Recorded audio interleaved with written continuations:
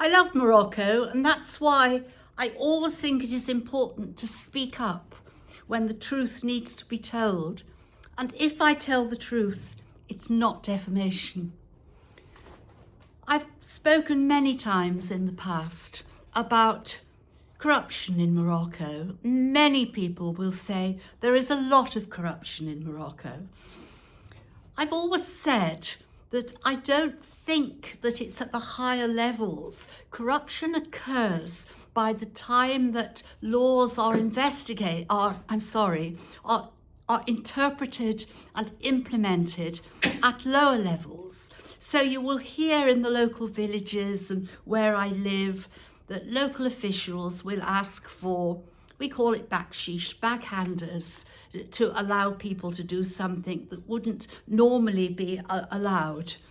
You will have heard the tragic events on the Atlantic coast in Safi in Morocco, where it's been reported in the press that at least 34 people have died from flash flooding.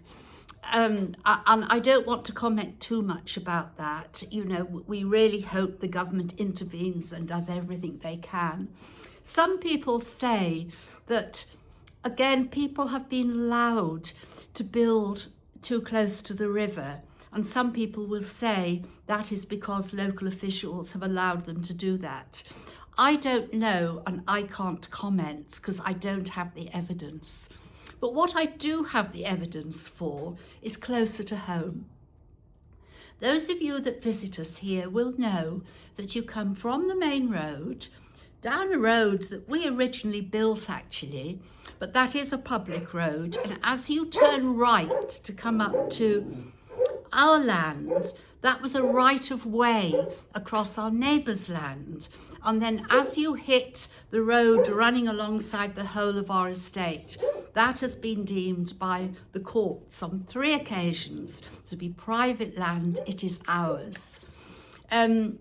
We haven't yet pressed the point about the right of way, because what has happened over the years is neighbours have moved in and they've used that road that we built to have access to their land. Now, when it rains, and it's raining here very heavily, and it's going to continue for several days, we are much relieved. All the animals are under shelter and they will all be okay. And we desperately need the rain to break the drought for crops. And we hope that the price of alfalfa and hay may very soon come down a little, which will relieve some pressure on us. But during the rainfall, the rain comes down from the mountains, down the hills, and always ran into a shabba. A shabba is a small river that runs to the left of our private road and the right of way that we have. And it is unlawful to block those shabbas. And when the rain does come, it streams down. You can never change the way of nature, and it's been there, I don't know, possibly for hundreds of years. But that shabba used to run all the way along our estate, through and across into Marrakesh. And of course it's treated as a shabba because when the road was built, the main road, they actually built a bridge over it. Now, for a good time of the year, it appears to be very dry, but as the rains come, whoosh, it floods. Those of you that have been, and as you turn right to our right of way and into our private road, you will see a new building on the corner. It's called the Lost Villa. I'm naming it because it is a fact and it is true. The Lost Villa has blocked the shabba. We have taken the case to court. Of course, it always takes a long time to go through the courts, but we have absolute expert evidence that the shabba is blocked. And they have exceeded their, if I say landmarks, to the extent of their land.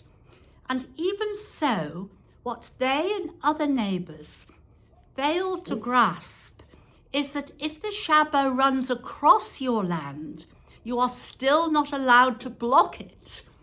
It's the same in European countries and in England. If you have a river running through your land, you're not allowed to interfere with it, because ultimately they lead to the sea. Now, apart from that horror in itself, what's happening now is that the water is gathering on the land that is running down to us. It's desperately looking for its natural waterway, which has been blocked by the Lost Villa. Hope you're listening, the Lost Villa, and I hope the Department of the Interior is listening as well.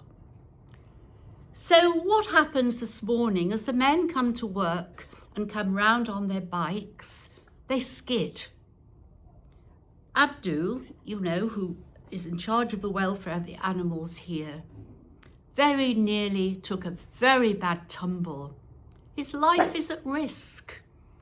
So when those sort of, I'll call them bylaws, they're called something separate in Morocco, but when those rules are broken, you're not only causing inconvenience for neighbours, you're blocking waterways into Marrakesh, which is quite awful. You are also putting lives at risk. That is why it's always important to speak up, tell the truth, because otherwise this sort of malfunction will continue and ultimately lives are lost. We hope over the next few days we hear more about what has happened in Safi and how it could have come about that so many lost their lives. And of course, we all pray for their families and offer our deepest condolences.